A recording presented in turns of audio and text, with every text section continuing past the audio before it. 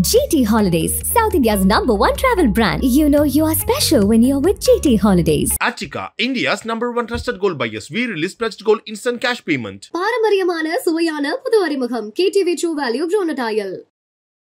அஜித் குமார் வழக்கில் முதல் தகவல் அறிக்கை பதிவு செய்து விசாரணை முடித்து ஃபைனல் ரிப்போர்ட் போட்டிருக்கிறோம் என்று சொல்லுகின்ற விஷயமே பொய்யான தகவல் என்று நிரூபணமாகக்கூடிய ஒரு நிலையில் இருக்கு. 102 சாட்சிகளை விசாரித்ததாக சொல்றாங்க. 103 டாக்குமெண்ட்ஸ் உள்ளார நீதிமன்றத்தில் மெட்டீரியல் ஆப்ஜெக்ட்ஸ் கொடுத்திருக்கேன்னு சொல்றாங்க. நாங்க நீதிமன்றத்துல அதோடைய காப்பி கொடுங்கன்னு கேட்கும்போது எங்களுக்கு ஒன்னும் வரலன்னு நீதிமன்றத்தில் சொல்லுகிறார்கள். அப்ப சென்னை உயர் நீதிமன்றத்தில் சொல்லுகின்ற வாதம் சரியா இல்ல மதுரை CJM கோர்ட்ல எங்களிடம் சொல்லுகின்ற வாதம் சரியா என்பதை நம்ம இப்ப உள்ளார போய் பார்க்க வேண்டிய ஒரு சூழல் வருகிறது.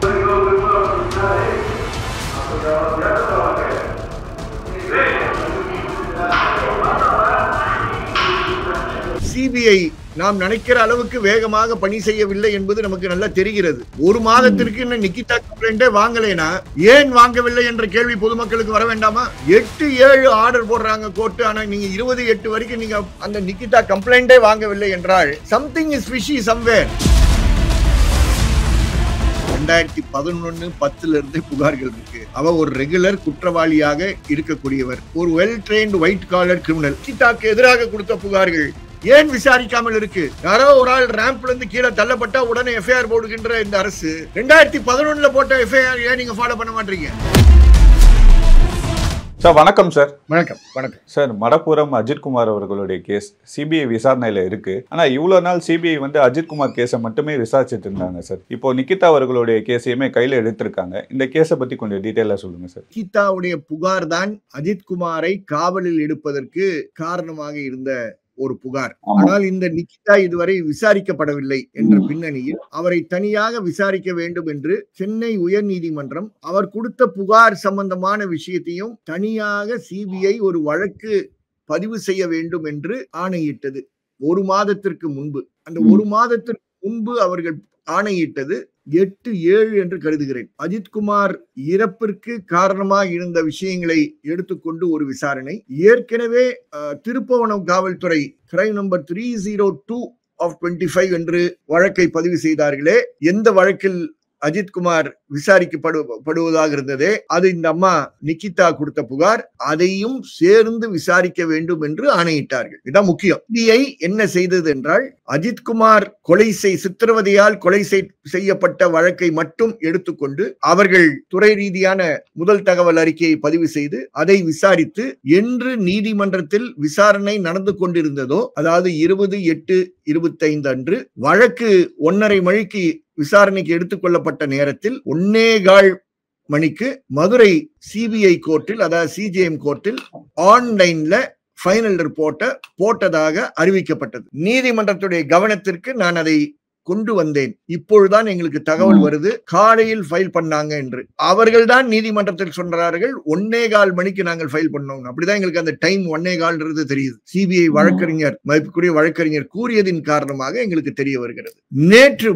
நேற்று வரை நாங்கள் போட்டிருக்கக்கூடிய காப்பி அப்ளிகேஷன், சார்ஜ் ஷீட் உடைய காப்பி அப்ளிகேஷன் கேட்கிறோம். நேற்று வரை நீதிமன்றத்தில் பெண்டிங்கா இருக்கு. எங்களிடம் முழுமையான ஃபைனல் ரிப்போர்ட், சார்ஜ் ஷீட் இன்னும் பெறப்படவில்லை என்று நீதிமன்றம் கூறியிருக்கிறார்கள். நாங்கள் கொடுத்த மனுக்கு நீங்கள் ரிட்டர்ன் போட்டு கொடுங்க, உயர் நீதிமன்றத்தில் பொய் சொல்லி இருக்கிறார்கள் சிபிஐ என்று கூறியிருக்கிறோம். எங்களுக்கு மோஸ்ட் ப்ராபபிலி நாளைக்கு இல்லாட்டி திங்கட்கிழமை எங்களுக்கு அது ரிட்டர்ன் கிடைக்கும். ஆகவே அஜித் குமார் வழக்கில் முதல் தகவல் அறிக்கை பதிவு செய்து விசாரணையை முடித்து ஃபைனல் ரிப்போர்ட் போட்டிருக்கிறோம் என்று சொல்லுகின்ற விஷயமே பொய்யான தகவல் என்று நிரூபணமாகக்கூடிய ஒரு நிலையில் இருக்கு. ஏன் சார் அது பொய்யான தகவலா சார்? அது இன்னும் ஃபைல் ஆகல, உள்ளார ஃபைல் ஆகல. சில பேப்பர்ஸ் மட்டும் உள்ளார போட்டுட்டு ஃபைனல் ரிப்போர்ட் ஃபைல் பண்ணிட்டேன்னு சொல்றாங்க தவிர முழுமையான ஃபைனல் ரிப்போர்ட் அங்க போடவில்லை.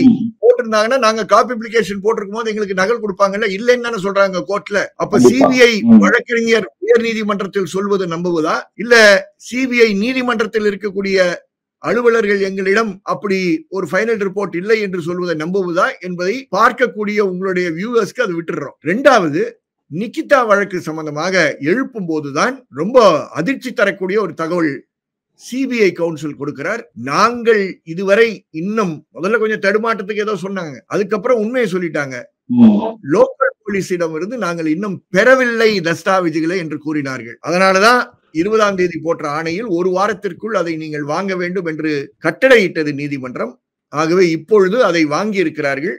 வாங்கி தனியாக ஒரு வழக்காக பதிவு செய்து அதை விசாரணை செய்வார்கள். சிபிஐ வந்து அஜித்குமார் கேஸை விசாரிச்சதுல பாத்தீங்கன்னா ஒரு 102 சாட்சிகளை விசாரிச்சிருக்கதா சொல்றாங்களே சார். ஆமா, அவங்க 102 சாட்சிகளை விசாரிச்சதாக சொல்றாங்க. 103 டாக்குமெண்ட்ஸ் உள்ளார நீதிமன்றத்தில் மெட்டீரியல் ஆப்ஜெக்ட்ஸ் கொடுத்திருக்கேன்னு சொல்றாங்க. நாங்க வந்து நீதிமன்றத்துல அதோடைய காப்பி கொடுங்கன்னு கேட்கும்போது எங்களுக்கு ஒன்னும் வரலன்னு நீதிமன்றத்தில் சொல்லுகிறார்கள். அப்ப சென்னை உயர் நீதிமன்றத்தில் சொல்லுகின்ற வாதம் சரியா, இல்ல மதுரை சிஜிஎம் கோர்ட்ல எங்களிடம் சொல்லுகின்ற வாதம் சரியா என்பதை நம்ம இப்போ உள்ளார போய் பார்க்க வேண்டிய ஒரு சூழல் வருகிறது. நாங்க அதை ரிட்டர்ன் போட்டு எங்களுக்கு கொடுங்கன்னு கேட்டிருக்கோம். ரிட்டர்ன் போட்டு கொடுத்துறேன்னு சொல்லிருக்காங்க. நிகிதா மேல கொடுத்திருக்கக்கூடிய புகாரை விசாரிப்பதற்கு சிபிஐ இன்னும் அந்த புகாரை ரெகுலர் போலீஸ்ல இருந்து பெறப்படவில்லை என்பது 20/8 தான் சொல்லுகிறார்கள். அதனால்தான் உயர் நீதிமன்றம் அதை வேகமாக ஒரு வாரத்திற்குள் நீங்கள் வாங்கி எஃப்ஐஆர் போட வேண்டும் என்று கட்டளையிட்டது.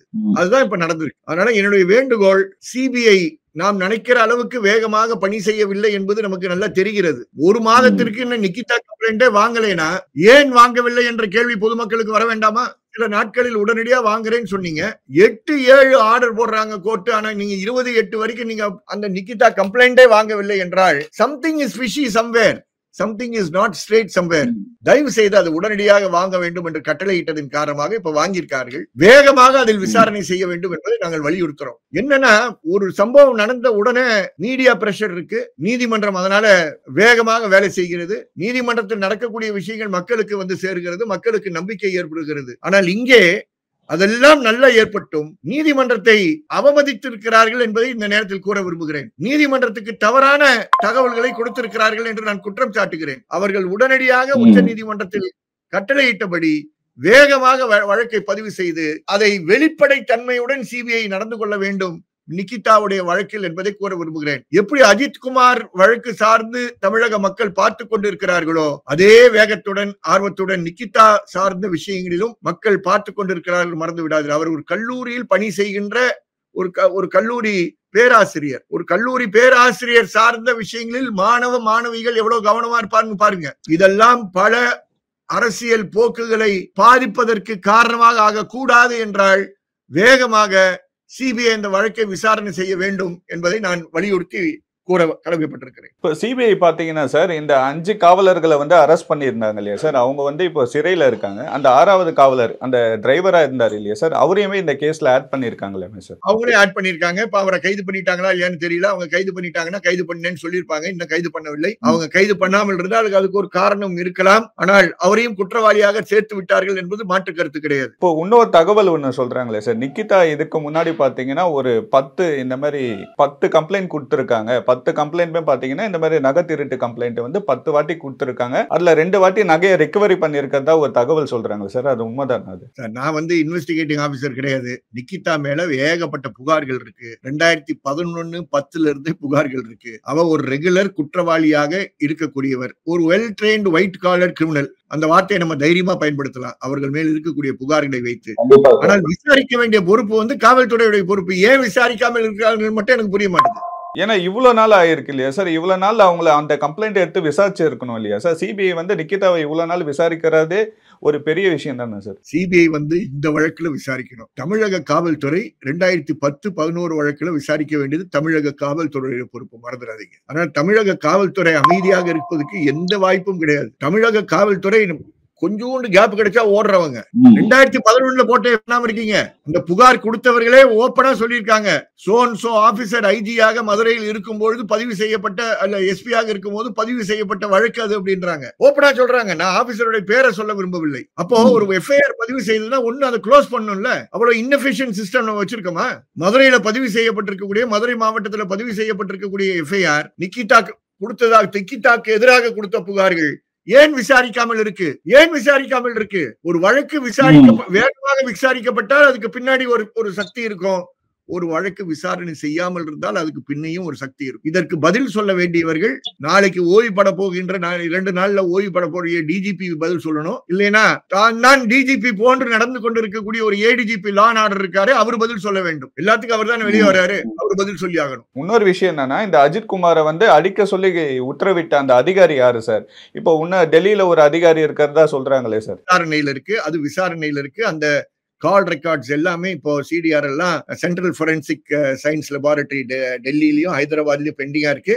அது அவர்கள் கண்டுபிடிக்க வேண்டிய, அவங்க வேகமாக கண்டுபிடிக்க வேண்டிய ஒரு நிலை இருக்கு. அந்த நேரத்தில் அதை வந்து அதுல நான் இன்டர்ஃபியர் பண்றது சரியா இருக்காது. ஆனா தமிழக காவல்துறை கையிடம் இருக்கக்கூடிய நிகிதாக்கு எதிரான புகார்கள் அதை என்ன பண்ணிட்டு இருக்கீங்க? அதை எதிர்கட்சி தலைவர்கள் பேசணுமா? யாரோ மாநாடு போட்டு பேசினாதான் நீங்க செயல்படுவீங்களா? யாரோ ஒரு ஆள் ரேம்ப்ல இருந்து கீழே தள்ளப்பட்டா உடனே எஃப்ஐஆர் போடுகின்ற இந்த அரசு 2011 போட்ட எஃப்ஐஆர் ஏன் நீங்க ஃபாலோ பண்ண மாட்டீங்க? இதுதான் நான் கேட்கிற கேள்வி. கேட்டாதான் உங்களுக்கு ஏறும். இப்போ நிகிதா அவர்களே பாத்தீங்கன்னா ஒரு குற்ற பின்னணி கொண்டவங்க தான் சார். ஏன்னா அவங்க மேல ஆல்ரெடி நிறைய கம்ப்ளைண்ட்ஸ் இருக்கு. ஆனா அந்த கேஸ்ல விசாரிக்கலன்னா கூட பரவாயில்ல. அஜித்குமார் ஒரு ஆள் இறந்து போயிருக்காரு, அந்த கேஸ்லயுமே அவங்களை விசாரிக்கலன்னா அவங்க ஒரு அரசியல் பின்புலம் கொண்டவங்களா? அவங்க அவருக்கு ஒரு குற்ற பின்னணி இருக்கு. 2011 வந்து வழக்கு பதிவு செஞ்சிருக்காங்கன்னா அதை விசாரிக்க வேண்டியது தமிழக காவல்துறை. அதை ஏன் நீங்கள் செய்யவில்லை என்று நான் கேட்கிறேன். அந்த கேள்வியை கேட்டாதான் இந்த அம்மா ஏன் தொடர்ந்து இதே வேலையை செய்து கொண்டிருக்கிறார்கள் என்ற உண்மை வெளியே வரும். ஆனா அந்த வழக்கு சிபிஐயிடம் இல்ல. சிபிஐயிடம் இந்த புகார் தான் இருக்கு. அந்த புகார் சிபிஐ விசாரிக்குது. ஆகவே நாங்கள் அது பல வழக்குகளை விசாரிக்கவில்லை என்று தமிழக அரசு சொல்லக்கூடாது என்பதை நான் வாதாடுகிறேன். கண்டிப்பா சார். அந்த பழைய கேஸையும் விசாரிக்கணும். அதுதான் விசாரிக்காங்க. ஏன் தமிழக அரசு விசாரிக்காம இருக்கு, தமிழக காவல்துறை விசாரிக்காம இருக்கு என்பதுதான் நான் கேட்கிறேன். இப்போ நிகிதா அவர்களுக்கு அந்த சப்போர்ட் பண்ற அந்த ஐஏஎஸ் அதிகாரி, டெல்லியில இருக்க அதிகாரி யார் தான் சார்? அவங்களோட பேர் வெளியே வர வாய்ப்பு இருக்குமா? இல்ல அவங்களே இந்த கேஸ்ல வந்து சேர்க்க வாய்ப்பு இருக்குமா சார்? முறையான விசாரணை எது நடந்தாலும், யார் பின்னே இருந்தாலும், அது ஐஏஎஸ் இருக்கட்டும், ஐபிஎஸ் இருக்கட்டும், ஐஎஃப்எஸ் இருக்கட்டும், இல்ல அரசியல்வாதிகளா இருக்கட்டும், வெளியே வந்துடும். நேர்மையான விசாரணையின் மூலமாக தான் அது வெளியே வர வேண்டும் என்பதுதான் எங்களை போன்ற நபர்களுக்கு அக்கறை இருக்க தவிர நாம் வந்து அரசியல் ரீதியா ஜோசிய சொல்ல விரும்பல. நம்ம ஜோசியக்காரர் கிடையாது. அதனால let it come out of investigation. Allegation வந்திருக்கு. அந்த அலிகேஷன் ரைட்டா தப்பான்னு வந்து எவிடன்ஸ் மூலமாக அவர்கள் கேதர் பண்ற இன்வெஸ்டிகேஷன்ல காட்டுட்டோம். மக்கள் அதுக்கப்புறம் பேசுவோம். பட் நாங்கள் பொறுமையாக பார்த்து கொண்டே இருப்போம் என்று நினைக்காதீர்கள். பொறுமையாக இருக்கிறோம் என்ற காரணத்திற்காக தான் நான் கேட்கிறேன் தமிழக காவல்துறையை, நீங்க ஏன் நிகிதாவுடைய பழைய வழக்குகளை நீங்கள் விசாரணைக்கு எடுத்துக்கொள்ளவில்லை என்று. சில பேர் பேசியிருக்காங்கல்ல, ஏன் அமைதியாக இருக்கிறீர்கள்? அப்ப மறைப்பதற்கு ஏதோ இருக்கா என்ற கேள்வி எழும்புகிறது. சிபிஐ வந்து இப்போ நிகிதா கேஸ் வந்து விசாரிக்க கையில எடுத்திருக்காங்க. இப்ப நிகிதா நிஜமாலே குற்றவாளி, இது வந்து பொய்யான கம்ப்ளைண்டா இருந்தா அப்போ அந்த அவங்களுக்கு என்ன தண்டனை கொடுக்க வாய்ப்பு இருக்கு சார்? இது வந்து விசாரணை தொடர வேண்டும். முழுமையாக அவர்கள் சொன்னது பொய்யா இல்லையா போன்ற விஷயங்கள்லாம் வந்த பிற்பாடுதான் வழக்கினுடைய தன்மையை பேச வேண்டும். அதுக்கு மேல் நம்ம பேசுறது இந்த நேரத்துல வந்து என்னை பொறுத்தவரை சரியா இருக்காது. அஜித்குமார் அவர்களுடைய கேஸுக்கு வந்து ஒரு நல்ல தீர்ப்பு கிடைக்கும் நம்ம எல்லாமே நம்புவோம் சார். ரொம்ப நன்றி சார். நன்றி நன்றி நன்றி நன்றி. GT Holidays, South India's #1 travel brand. You know you are special when you're with GT Holidays. Achika, India's #1 trusted gold buyers. We release pledged gold instant cash payment. பாரம்பரியமான சுவையான புது அறிமுகம் KTV True Value Bronatile.